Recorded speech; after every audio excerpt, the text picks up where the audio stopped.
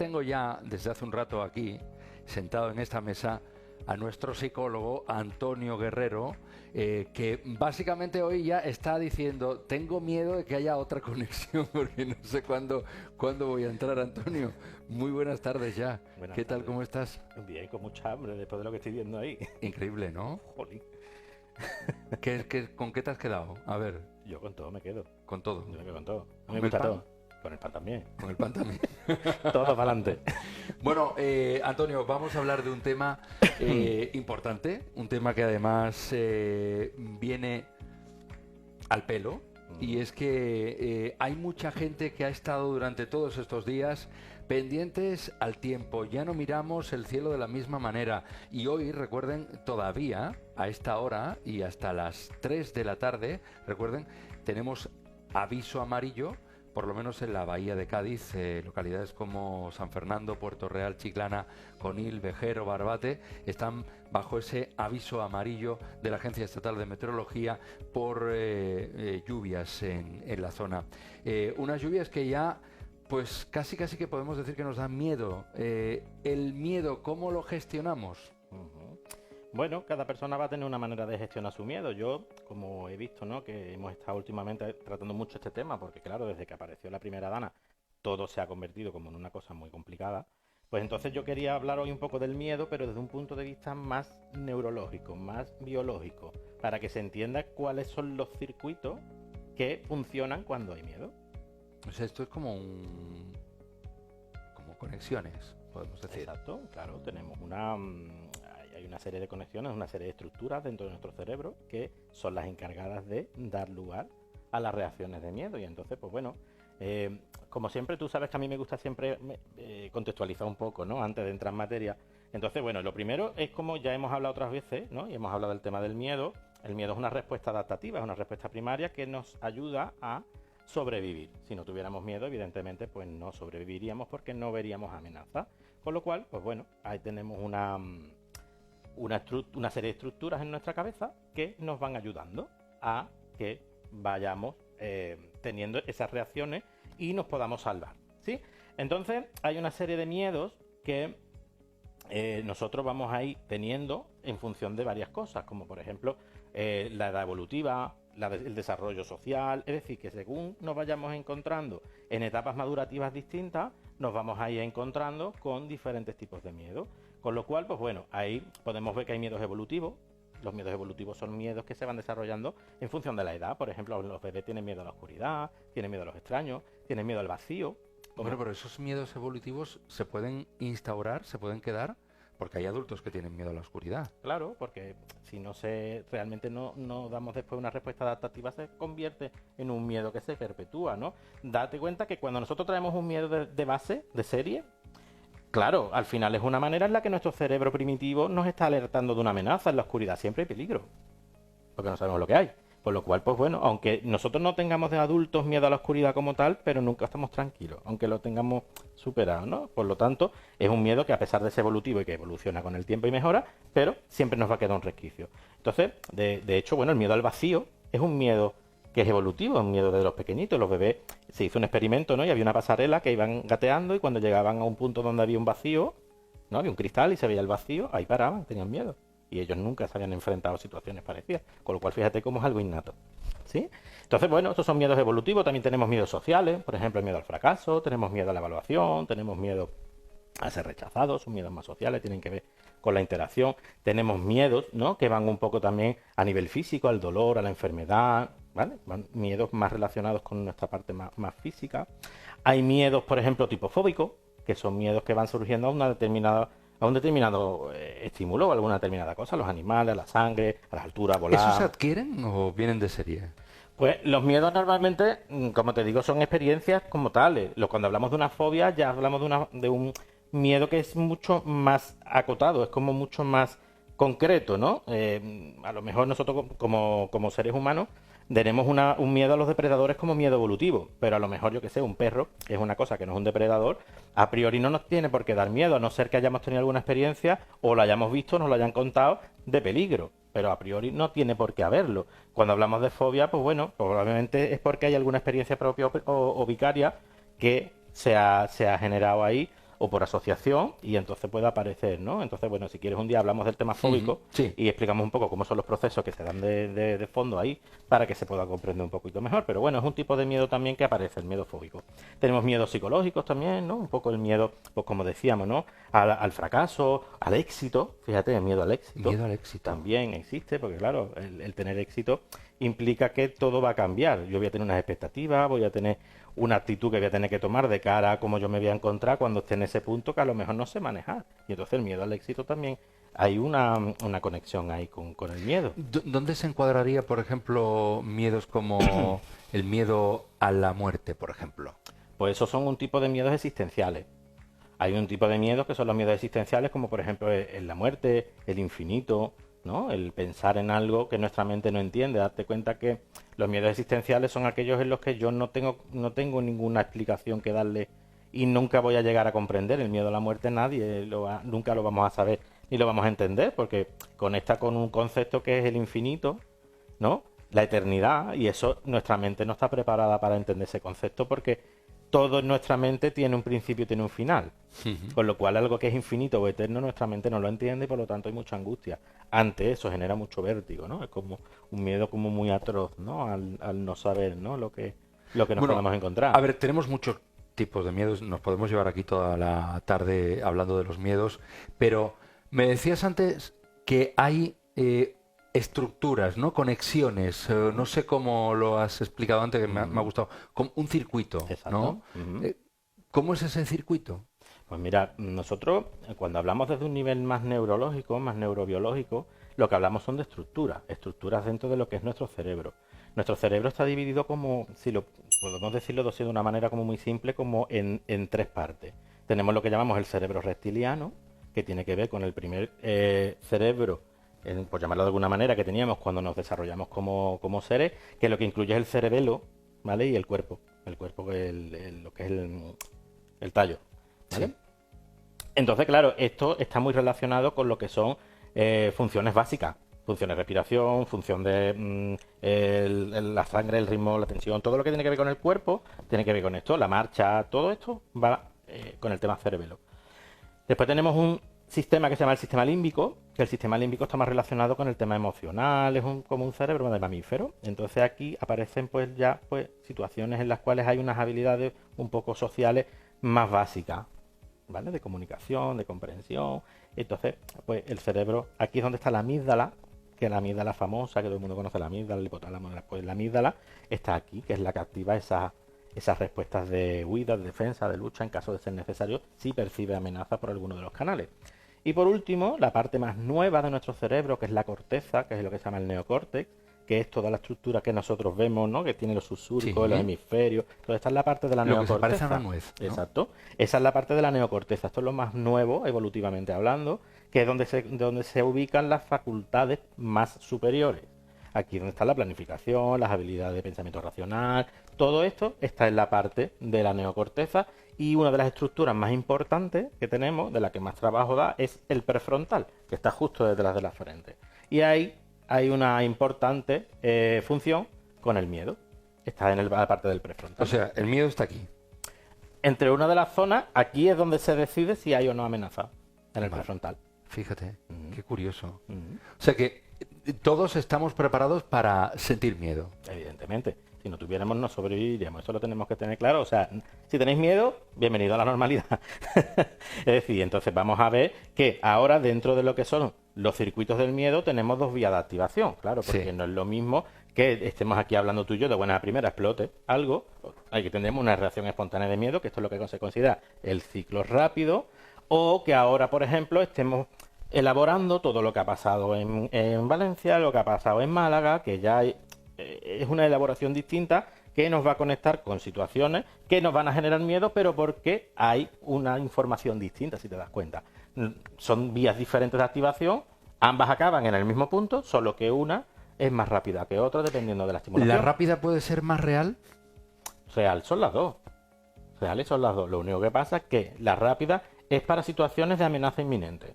Es lo que te digo, si aquí estuviéramos de buena primera, explotara algo, la reacción sería espontánea y tendríamos a correr porque nuestra amiga nos diría, corre, que aquí, ¿sabes? Entonces saldríamos corriendo por la puerta como consecuencia porque hay una vía rápida de activación. Pero si nosotros ahora mismo estamos aquí hablando y estamos conectando, por ejemplo, con las desgracias de Valencia, pues en cierto modo a lo mejor tú dices, bueno, hay miedo, hay lluvia, hay historia, y entonces esto con que me conecta nos puede pasar, entonces ya hay una elaboración diferente.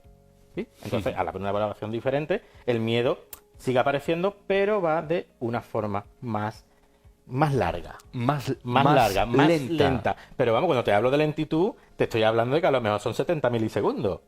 Es decir, que no es que diga tú te me toma horas, no, son 70 milisegundos lo que puede tomar una vía larga. Pues eso es muy rápido. Eso es muy rápido. La vía rápida son 0,40 y tanto, 0,43 o algo así. Es decir, o sea que es muy rápido. Increíble. Se llama lenta además porque pasa por unas estructuras distintas. Es decir, ahora, si te parece, te cuento cuáles son los circuitos. Sí, vamos a ver. Primero el lento, y lo vamos viendo. Primero el rápido y luego el lento. Venga, vamos a ir primero con el rápido y después vamos con ¿qué es el lo que lento. tenemos ahí? Mira, lo que tenemos ahí, si te das cuenta, ¿vale? En pantalla nos aparece el circuito lento. Sí, ¿vale? Es que dentro están también así. Bueno, pues no importa, pues los explico uno y otro porque aunque sean distintos, pero en el fondo son parecidos. Mira, cuando nosotros tenemos un circuito lento de activación, lo primero que aparece es una amenaza, ¿sí? La amenaza aparece en cualquiera de sus vertientes. Por ejemplo, yo he puesto un ejemplo ahí de que tú vas andando por la calle y ves venir a alguien hacia ti de noche, ¿no? Tú vas solo, vas andando por la calle y ves a alguien venir, ¿no? Porque claro, esta información entra a través de tu sentido, ¿no? Porque tu vista está captando eso, tus oídos también están captando información. Por tanto, toda esta información de estímulo entra directamente en una estructura que se llama el tálamo. El tálamo es como si dijéramos, es como un triaje. Tú cuando vas al hospital, oh, mira que tengo esto, pasas por un triaje y te dices, pues esto te va a ver tal o te va a ver cual. Pues el tálamo hace un poco esa función, hace una función de triaje. Con lo cual, cuando esa información a mí me entra, llega al tálamo, el tálamo dice, oye, ¿qué está pasando aquí? Esto que aquí hay amenaza por aquí, por aquí, por aquí, pues entonces lo que hace es que la información la deriva a una estructura que es la corteza sensorial. Y en este caso, pues tenemos la corteza sensorial auditiva y la corteza sensorial visual. Porque estamos captando por la vista, estamos captando por el oído. Con lo cual, esta corteza lo que va a hacer es analizar esa información para ver datos y hacer hipótesis. Mira, viene hacia mí, viene rápido, o no hace ruido, viene muy sigiloso, trae algo en la mano. Entonces empieza como ahí, como a analizar lo que está pasando. Esta información, lo que va a hacer una vez que más o menos tienen las hipótesis ya hechas, es mandarla a otra estructura que se llama el hipocampo, que el hipocampo es como un disco duro. Que el hipocampo es donde tenemos guardadas todas las experiencias que nosotros hemos vivido. Y entonces, ¿qué hace? Cuando viene de la corteza sensorial esta información, conecta con el disco duro, hace una búsqueda en la memoria para ver si estas experiencias las hemos vivido antes o hemos vivido alguna similar. ¿Por qué? Porque entonces yo ahí voy a dar si realmente puede o no haber una amenaza. Si yo no tengo experiencias previas, pues entonces a lo mejor, ¿qué pasa? Que no voy a terminar de tener una información clara, va a recurrir a lo mejor a ver si yo tengo información de otra persona o alguien que lo ha vivido, es decir, algo que a mí me indique en mi memoria que hay alguna experiencia, y entonces esa información pasa a la corteza prefrontal. Y la corteza prefrontal es la que ya a través de lo que es el pensamiento racional, el pensamiento ya de planificación, de organización, con todas las habilidades superiores, es la que determina si hay una amenaza real o no. Si ha tenido una experiencia anterior, va a decir, cuidado, si no, pues va a decir, pues esto tampoco. La corteza prefrontal, en el momento en el que recibe información por parte de la corteza o del hipocampo, lo único que va a hacer es ver si esto sí o sí hay peligro. Si ya el tío viene para acá y la corteza hace una hipótesis y dice, oye, mira que sí, que aquí hay peligro, pues entonces activa directamente la alarma. ¿Por qué? Porque manda la información a la amígdala. La amígdala está en el sistema límbico, como te he contado. El sistema límbico es el sistema emocional, da la voz de alarma. Y entonces esa información pasa al hipotálamo, que es otra estructura, que es la encargada de liberar hormonas del estrés y activar el sistema nervioso simpático, que es el que me habla otras veces, que es el que te genera todas las sensaciones de ansiedad. Fíjate. Es decir, el hipotálamo es el que da la voz para que salga toda la emocionalidad a modo de ansiedad, como la conocemos, con taquicardia, con sudoración, con las pupilas dilatadas, porque todo esto es la respuesta de ataque, lucha o defensa que nos hace la amígdala, que nos pone en esa tesitura de alarma, ¿vale?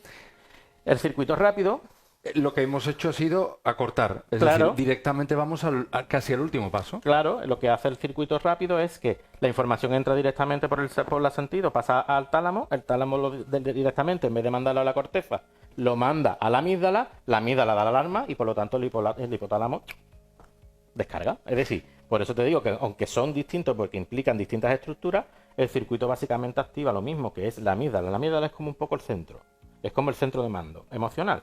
Si aquí lo que me llega información es de peligro, automáticamente el secuestro amigdalino lo que da lugar es a la activación del sistema nervioso. Por eso hemos visto tantas reacciones. Y esas reacciones que hemos podido ver en estos días con el tema de la Dana, con las noticias, con los desaparecidos, los fallecidos, ¿en qué circuito entraría? Ese entraría dependiendo, porque si por ejemplo, si tú estás allí y tú estás en tu casa y de pronto se te parte una ventana y empieza a entrarte agua en canalón, tu vía es rápida, porque ahí hay una amenaza real. Te está entrando agua, con lo cual tu tálamo automáticamente activa la alarma por la amígdala te dice, yo, corre, sube escalera, haz lo que tenga que hacer, pero vete. Entonces ahí sí estamos hablando de una activación rápida, pero por ejemplo, ahora, desde la distancia, por ejemplo, que estamos tú y yo ahora, vemos una noticia o nos enteramos de algo, aquí se activa la lenta, porque aquí ahora mismo no tenemos un peligro como tal. Por lo tanto, hay una parte de mí, que es la corteza prefrontal, que está viendo que aquí no hay peligro. Aquí no hay peligro real ahora. Con lo cual, como la corteza prefrontal no ve peligro del todo, el problema es cuando lo ve. Pero como ahora mismo, si aquí no ve peligro del todo, en cierto modo no termina de activar la alarma, no termina de activar a la amígdala. Aunque yo, por otro lado, pueda tener información de la corteza visual, porque si estoy viendo la gente muriéndose, si estoy viendo los destrozos, estoy viendo, pues la corteza visual ahí sí que está viendo problemas. Está viendo problemas y eso te manda al hipocampo. Pues aquí tuvimos una riada, pues aquí una vez se fue el río Iro, pues aquí, hostia, pues a mí una vez me entró agua por debajo de la puerta. Es que aquí realmente hay peligro. Entonces, por un lado, hay una información que sí que te dice que puede haber peligro, que es la que te manda la corteza y el hipocampo.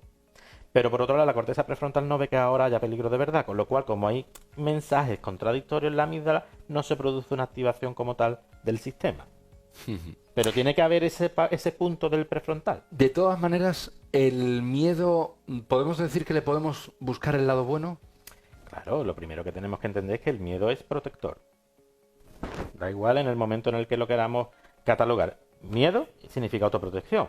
Porque si no tuviéramos el miedo, no nos protegeríamos. Yo quiero decir con esto que si veo algo que está amenazante y no tengo esa conciencia de amenaza, pues realmente voy a estar en un peligro.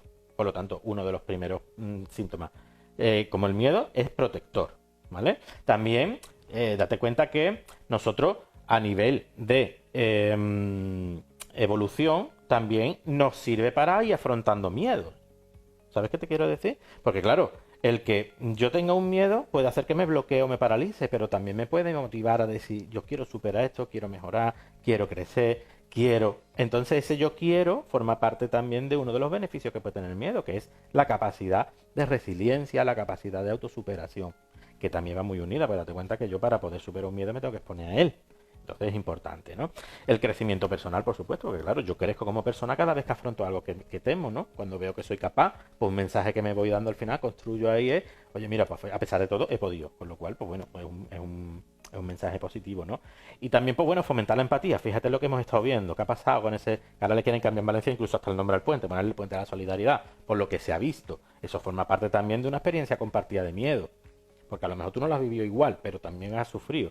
Entonces, eso apela a una parte buena que tenemos, ¿no? Que es la parte de empatizar y el apoyo mutuo. Por eso ha habido tanta gente que se ha volcado en ayudar. Qué curioso, fíjate, no había pensado yo en relacionar la empatía y el miedo.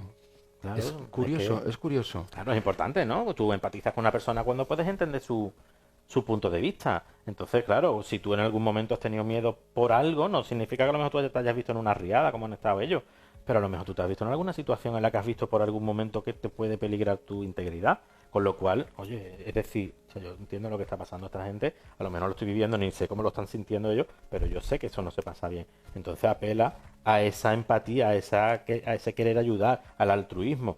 También te digo que en este tipo de circunstancias sale lo mejor, pero también lo peor. ¿Ves? Porque también hemos visto cosas muy negativas. Nunca sabemos cómo nos vamos a comportar, ¿no? Ante una situación de miedo. Interesantísimo, yo me quedo sin tiempo. Antonio, te doy las gracias y nos vemos el próximo día aquí en el Más de Cerca y yo creo que bueno, que hemos aprendido cosas interesantes con esto del miedo y sobre todo a saber de dónde nos viene algo que pues es inevitable muchas veces. Gracias, pues sí. Antonio. Muchas gracias a ti.